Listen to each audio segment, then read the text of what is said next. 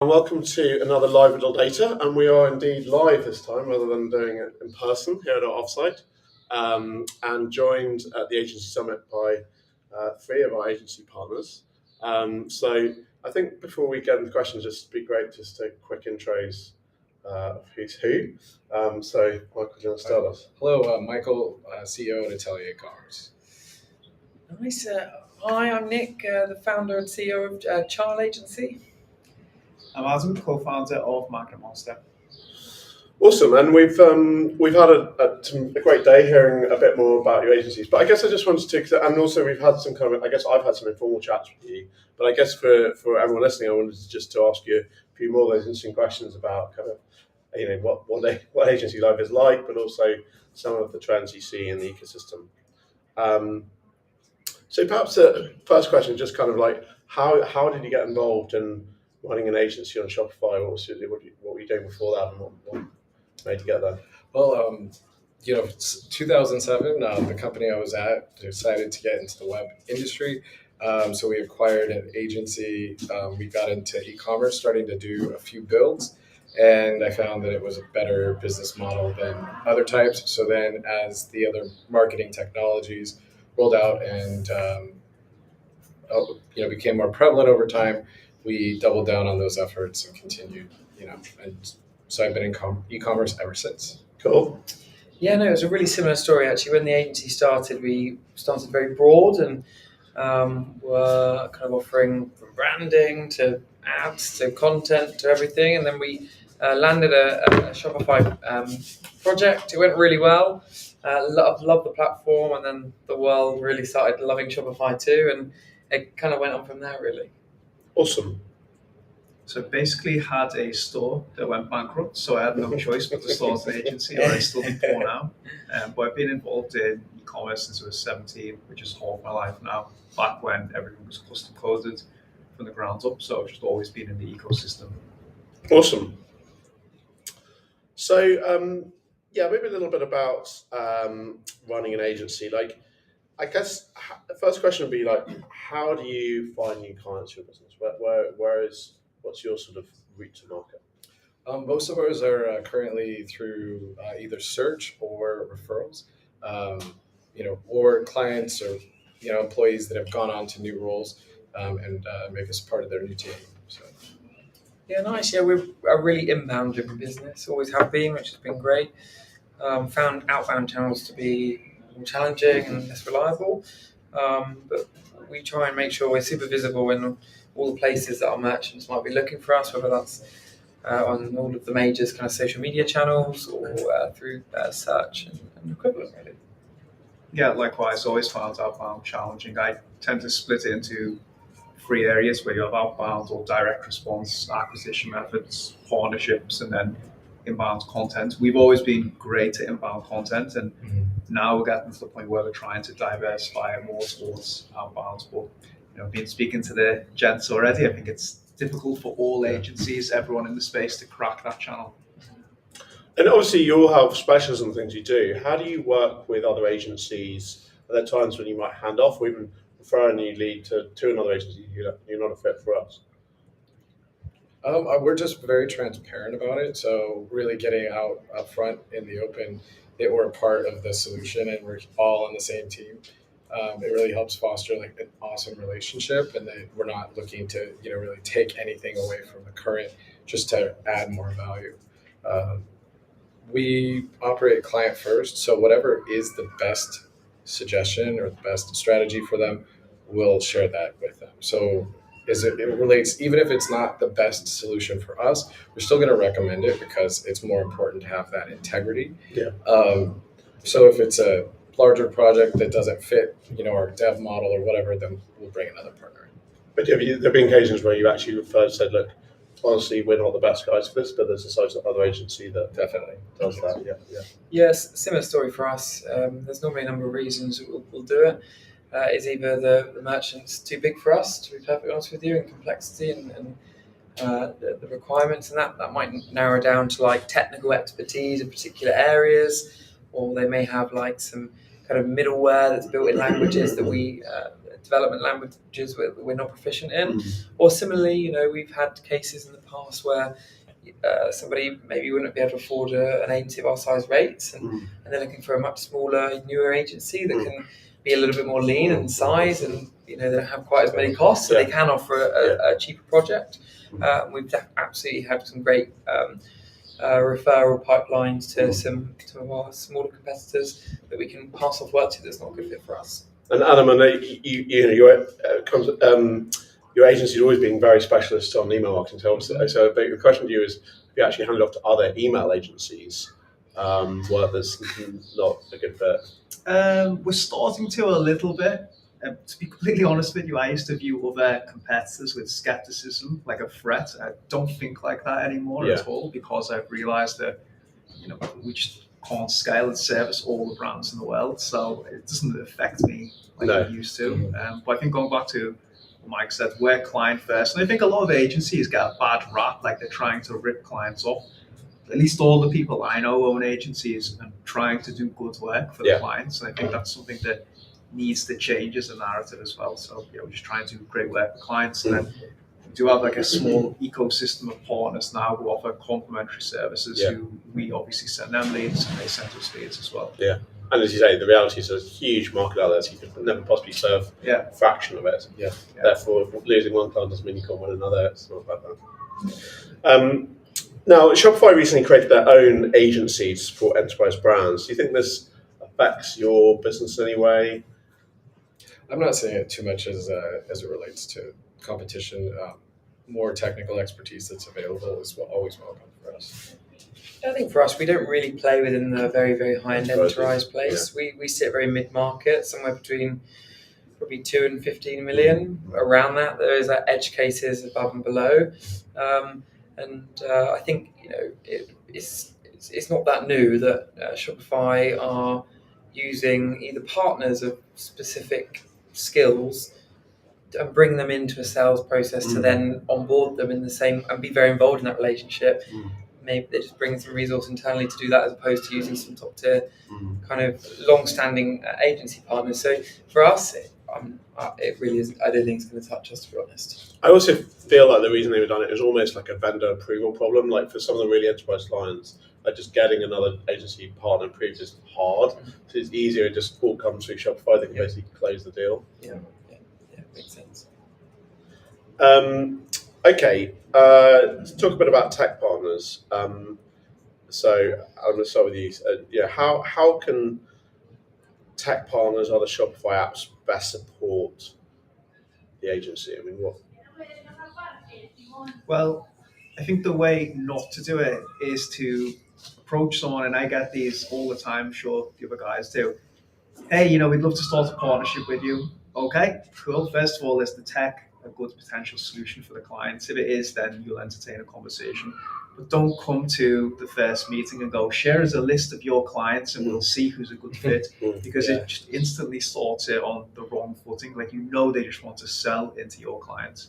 But it just has to be mutual and reciprocal. So I think, if you want to approach us and build a partnership with us, well, send us a lead first, and then, I'm highly likely to send you 10 back. So if you come with your palms open like that, I think I'm much more likely to entertain a partnership. But apart from that, I know obviously it can be a slow burner. So for me, it's important to invest in things like co-marketing and mutual building on channels like that. And then obviously when the time is right, you find a good fit. Yeah, I think I definitely agree with that, actually, because I think in our agency, we're very realistic in the way that the apple falls for brands. It's not always the case, but more often than not, a brand will approach an agency and the agency will then recommend tech partners. That's kind of how the relationships work more often than not, in my experience. So it's fairly unrealistic for me to say, you said it really nicely. You give us a lead, we'll give you 10 back. That's probably more realistic in the ratios of opportunities that can be referred on. But the value for us can go way beyond just leads. Effectively, it's like, hey, we want to do noise making, co-marketing. Whether it's we'll chip in a little bit of money to get a little dinner done together, or a breakfast, or just sharing each other's audience lists in marketing. That can be so valuable for exposure. And if we've got 1,000 people on a list that we've been cold nurturing for a while, and you've got the same, then let's do a little co-marketing number. It doesn't really cost either of us anything apart from a little bit of time. And then there's value there, right? And free pizza as well always helps. Seal the deal. Or pudding.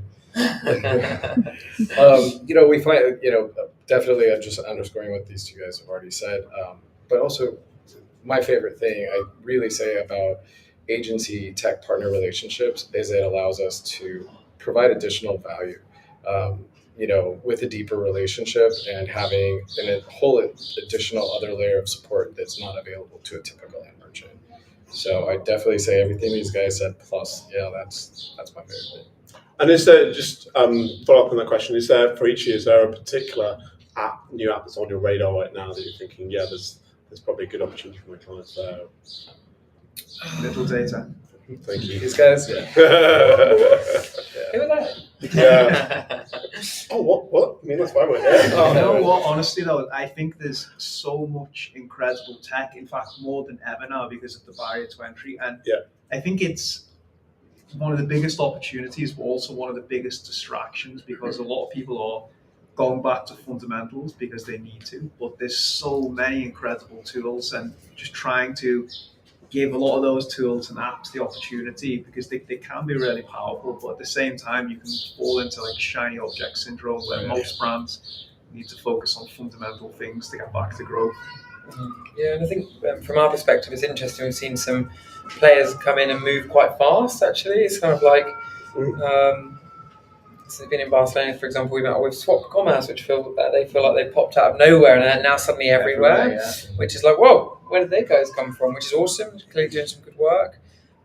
Looking at the subscription space, obviously Recharge has been a major player for as long as I can remember. And now, a lot of people are talking about Skio and the work that they're doing, which is exciting. And I think competition is ultimately good because it pushes us all to do better. Sure. So I think, and there's a lot of work to be done in all of the tech world and Shopify, to be honest with you, to make it the best for merchants and their customers. One that really sticks out for me right now, I'd say, is Orita, especially as all the email sending and deliverability changes are now taking place. So that's helped us, with our Klaviyo Shopify brands, bring down their marketing spend, via Klaviyo, and boost the overall returns. Well, thank you, because that's a segue into the next questions I want to ask about Klaviyo. So you guys all work with Klaviyo and have clients who are using that and services. So I guess for more, I guess for Nick and Michael, because they're running more generalist agencies, what is the right time to sort of approach retention lifecycle marketing with clients? Is it typically something that people are coming in for, or is it something you're sort of recommending as part of the strategic growth? So like with the client, is people typically coming in wanting that sort of retention marketing service, or typically something maybe you're doing acquisition and then you said, hey, we should also help you with that? Typically, they already have it on some level, and we're being brought in to, take it up a notch or two. So, so typically they have something in play at some point, but we really, look at their entire funnel strategy and how we advise. Similarly, I think for us is like retention marketing is. I think Ed, we actually did a whole little talk on this very one thing, didn't we? But is you've got to have the acquisition there for retention to work. So it's going to not one or the other, but really focusing on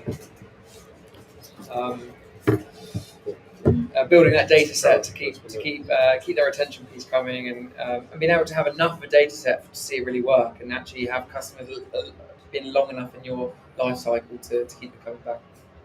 Yeah, good. And what are some of the obvious things that every brand should be doing with email marketing, but few actually take time to implement? This is a tough one.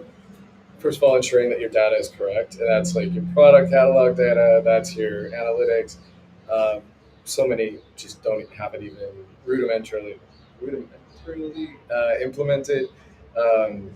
So that's just the easiest, kind of most important thing. But and then kind of identifying, flows and automations that are most pertinent to that specific business is what I'd say. And I think it's also like the brands I see doing things really well are the ones that take a lot of time on the brand tone of voice in the way they talk to customers. I think we can sometimes get a little bit bogged down with the technology that powers it and the segmentation and what type of customer and what segment they fall into. Yeah. But sometimes I get so many emails all the time, and I'm literally making it my priority to unsubscribe ones I'm not interested in anymore. But actually, the ones I really like are the ones that like hit me with those one-liners that instantly feel like that brand. I'm like, oh yeah, I remember what they sound like, and I remember what they feel like, and that really bringing that brand essence to their content. In the ads world, everyone's saying content is everything. Don't worry, the algorithms will do the rest. And I think email is probably one that is so vital just to not to forget the importance Yeah. of what we're actually delivering rather than Having the like text good powering. messaging, good creative, Yeah. like this is all. 100%. Multiple content pillars, not just sales or promotions, but that social proof, brand messaging, deepening that relationship with the customer.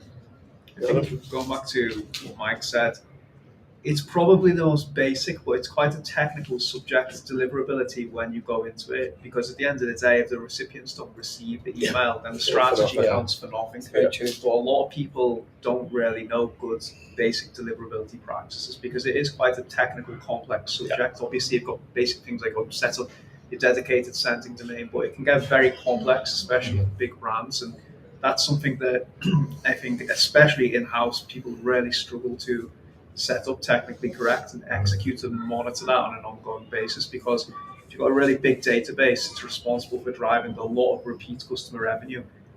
All of a sudden, if you start to encounter deliverability problems, then that's a massive area of profits just gone from the business that can take a long time to come back. So I think that's going to continue to be a core focus in the next few I think years. Mike and I were talking about earlier, it's actually, as you said, it's very opaque to brands whether deliverability is good or not. Like, it's very hard to actually monitor that and understand the different aspects of it. Because sometimes it's a very technical thing, sometimes it's the fact that spam filters, inbox placement, all of these things.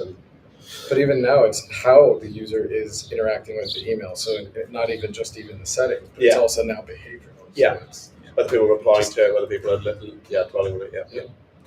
Okay, so we talked a bit about this week, but it'd be interesting to get your views about how, basically, what SMS tools do your merchants use and what sort of challenges they see using that with email? Because obviously Klaviyo is pretty dominant in the email space, but kind of relatively new in the SMS space. So I guess we see brands using a mix of tools. How do you see that playing out?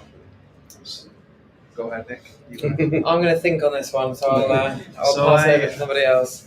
I wouldn't say this is contrarian, but for me, they should both be managed under the same infrastructure. Sure. And because I personally believe SMS is a super simple channel, I think people overly complex it. It's just 140 characters of text, essentially. So with basic segmentation, deliverability infrastructure, I think people massively overcomplicate it. So I would recommend keeping it under the same roof as email, because I think the time you spend jumping between platforms it's just an opportunity cost as well, given how many other pieces of tech most Shopify brands need to manage.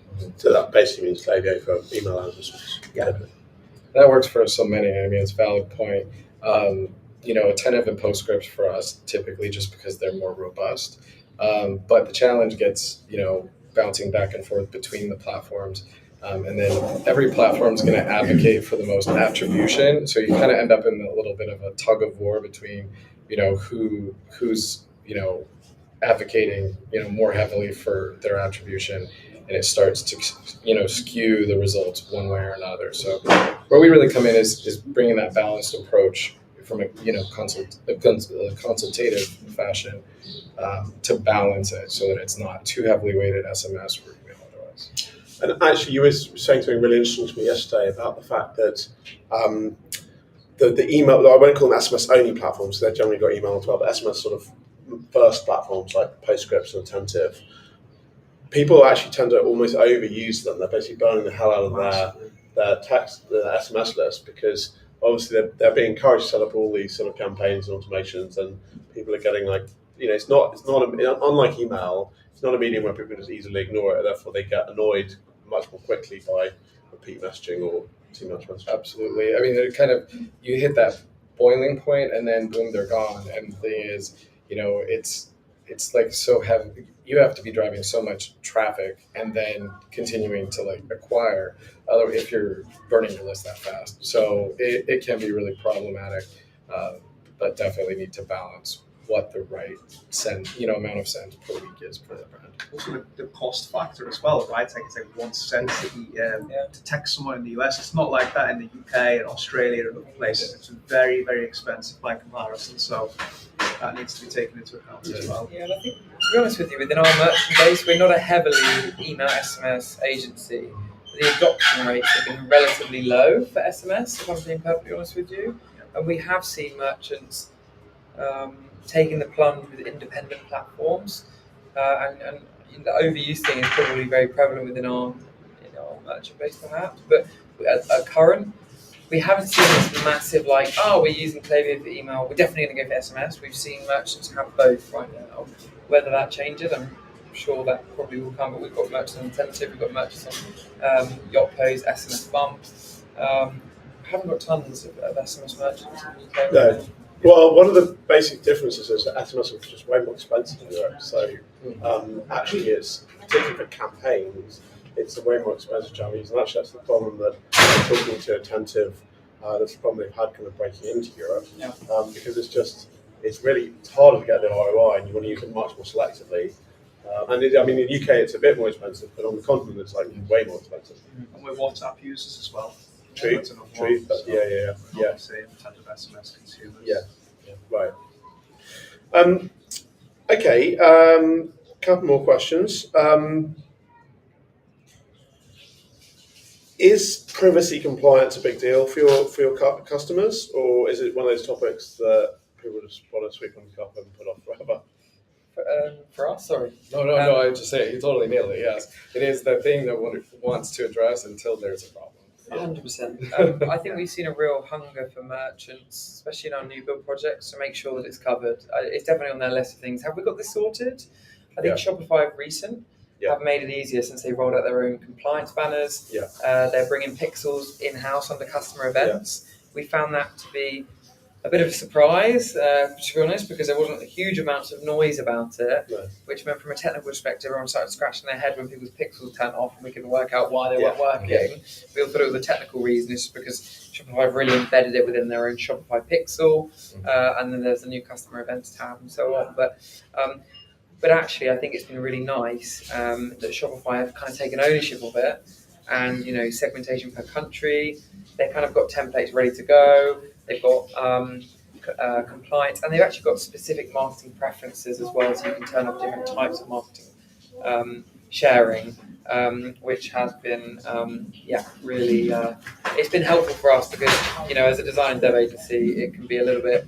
It's not the most glamorous thing that we want to be getting our heads in, and we're not GDPR compliant lawyers, so it can be a bit challenging. Yeah, I mean, it's certainly an area that people are confused, and I think when people are confused, they don't want to do much about it. Right, I've got time for one last question. So I think it's going to be, and I think, Nick, you and I did a live stream about this a few months ago, but it's basically, do you think that most brands overemphasize paid channels at the expense of owned channels?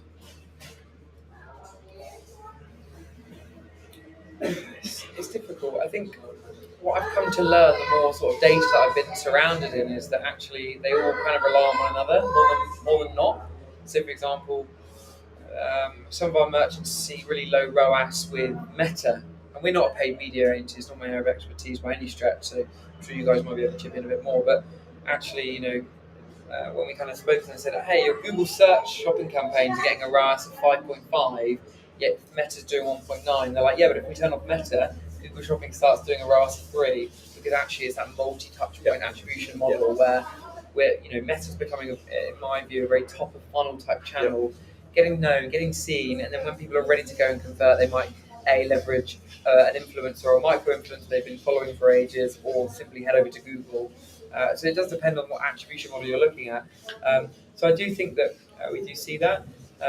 Recently attended a kind of paid media event, and there's a lot of talking about performance marketing versus brand marketing, even within the paid world. So Are we really? Is there huge value in tracking every pound spent, or is it much better to look at a more blended metric over a longer period of time?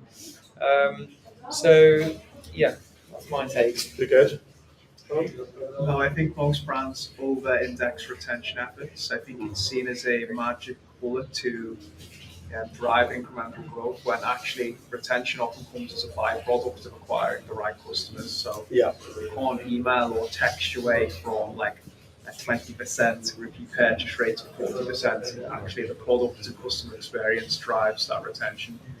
And also, you were saying earlier that there is a very definite limited upside. Like, no brand is getting more than like 40% retention. I'm not trying to undersell what I'm doing. I think what really changed my perspective was reading How Brands Grow by Byron Shaw. He's a marketing scientist who's done a lot of amazing work into this. And basically, the consensus is that brands grow by acquiring people at scale, and not that loyalty and all these things don't matter, but they're not as incremental as just finding the right customers in the first place. So if you've got a strong product, great customer journey, then email, SMS, phone channels, they're all important. It's not either or, but the primary focus is on having a great product and finding customers, and that starts with acquisition, top of funnel type stuff.